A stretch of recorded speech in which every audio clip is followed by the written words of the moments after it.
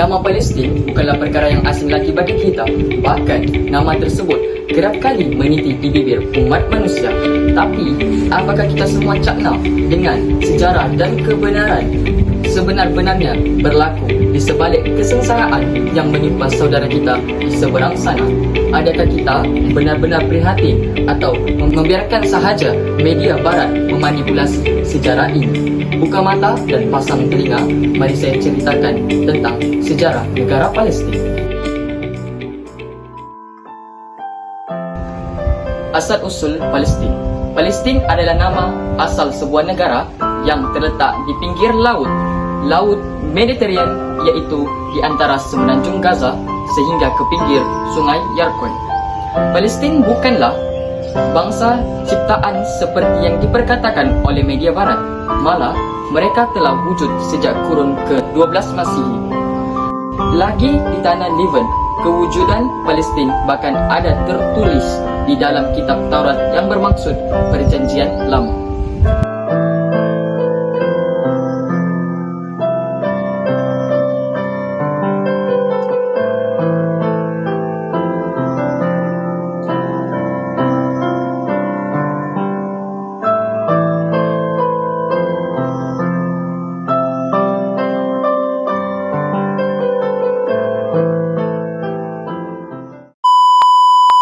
Asal-usul Bani Israel sebenarnya adalah bangsa yang tidak bernegara di tanah Lebanon. Mereka tertakluk di bawah kekuasaan bangsa Kanaan, iaitu bangsa asal sebelum Bani Israel.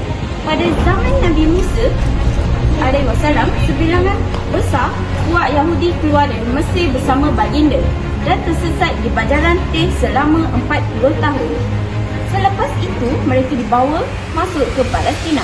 Setelah sekian lama menetap di sana, mereka diserang oleh tentera Jalut, namun berjaya diselamatkan oleh Nabi Daud (AS) yang menyebabkan Yahudi kembali menduduki Palestina secara aman. Setelah kewafatan Nabi Sulaiman (AS), Yahudi terpecah menjadi dua dan terbentuknya Palestina Utara dan Palestina Selatan.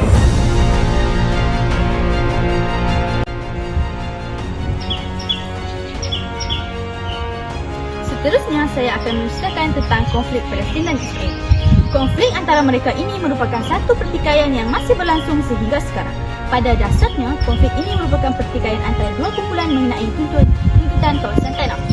Palestin menjadi tanah kelahiran agama Kristian dan Yahudi serta penting juga bagi Arab Muslim melalui sejarah khilafah Islam. Sejak tanah Palestin ini wujud, ramai kuasa-kuasa menakluk tanah yang tersebut mengulang.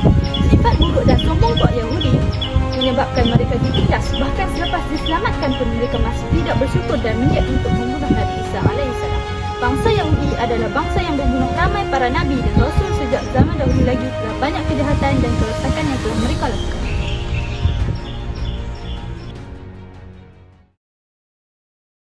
Gerakan Zionis mendapatkan negara Palestin. Bagi membela nasib golongan Yahudi yang banyak ditindas ini, langkah pertama telah dicatur dan mereka mula menubuhkan Zionis antarabangsa WZO pada tahun 1897 yang memilih Theodor Herzl sebagai presiden yang pertama. Tujuan penubuhan ini adalah untuk mendapatkan sebuah negara bagi bangsa Yahudi. Pada abad ke-20, Palestin secara rasminya jatuh ke tangan British yang berjaya menjajah tanah tersebut pada bulan 1917. Rentetan daripada jajahan tersebut bermula penderitaan rakyat Palestin di mana perpindahan secara besar-besaran bangsa Yahudi ke tanah Palestin.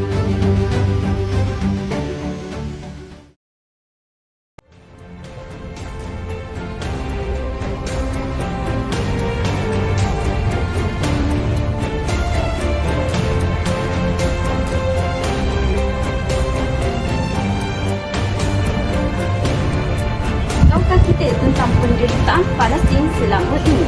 Tahun berganti tahun, penderitaan yang dialami oleh rakyat Palestin semakin keruh dan melarat apabila mereka diusir dari tempat tinggal mereka sendiri. Harta dan hak mereka dirampas. Mereka dizalimi dengan begitu dahsyat sekali. Banyak rumah dan kemudahan bangunan yang telah dimusnah oleh kuat Yahudi. Rakyat Palestin terpaksa hidup dalam penjara yang terbuka kerana pergerakan mereka terbatas dan sentiasa diawasi oleh tentera Israel.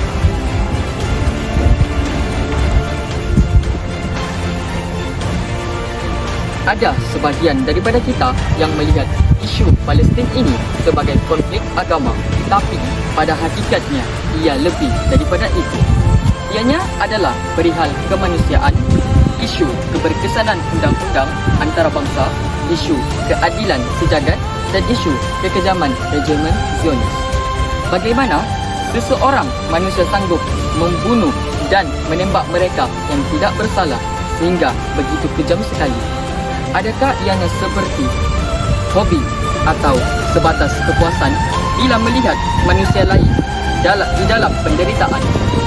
Terlalu banyak pertanyaan yang tidak pernah terjawab dan hanya tipu daya yang berkata-kata.